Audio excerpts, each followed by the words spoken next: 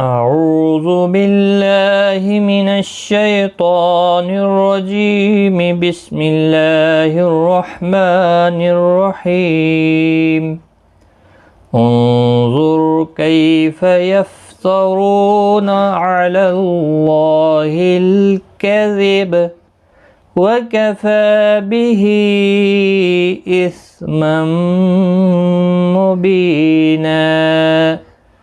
السلام علیکم ورحمۃ اللہ وبرکاتہ۔ سورۃ النساء کی آیت نمبر 50 آج ہم سیکھیں گے تجوید کے ساتھ۔ شروع کرتے ہیں۔ انظر، نون ساکن کے بعد حروف اخفا کا ضا اخفا حقیقی ہوگا، را پیش کی وجہ سے پر پڑا جائے گا، را ساکن سے پہلے پیش۔ کیف، کئی یا لین ہے تھوڑا نرمی کے ساتھ، آدھے الف کی مقدار کے برابر کھینچ کر پڑھیں گے۔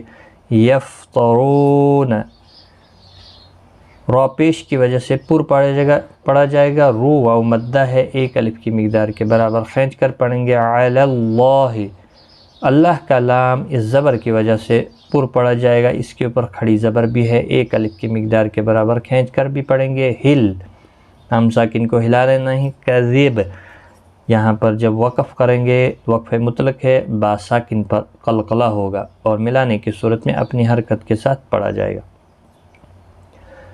انظر کیف یفترون علی اللہ الکذب وکفی بہ، فا کے اوپر کھڑی زبر ہے، ایک الف کی مقدار کے برابر کھینچ کر پڑھیں گے۔ بہ، یہاں پر مد منفصل ہے، تین الف کی مقدار کے برابر کھینچ کر پڑھیں گے۔ اثما مبینا، یہاں پر تنوین کے بعد یرملون کا میم آئے، ادغام مع الغنہ ہوگا، گنہ کے ساتھ پڑھیں گے۔ باقی کسی بھی حرکت والے یا ساکن کو ہلانا نہیں۔ مبی، بی یا مدہ ہے، ایک الف کی مقدار کے برابر کھینچ کر پڑھیں گے۔ اور وقف کی صورت میں یہاں پر بھی وقف بالابدال ہوگا، تنوین کو بدل کر ایک زبر کے ساتھ وقف کریں گے، ایک الف کی مقدار کے برابر کھینچ کر وقف کریں گے۔ وَكَفَى بِهِ إِثْمًا مُبِينًا، ایک بار میں ملا کر پڑھتا ہوں۔ انظر کیف یفترون علی اللہ الکذب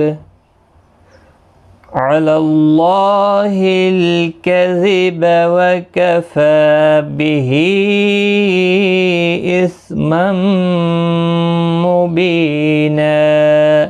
صدق اللہ العظیم۔ الحمدللہ، آج ہم نے یہاں پر سورۃ النساء کا رکوع نمبر 4 بھی کمپلیٹ کیا الحمدللہ۔ تو آج کی اس ویڈیو میں اتنا ہی، اپنا خیال رکھیں، زیادہ سے زیادہ ویڈیو کو شیئر کریں، اللہ تعالیٰ آپ کو جزائے خیر دے۔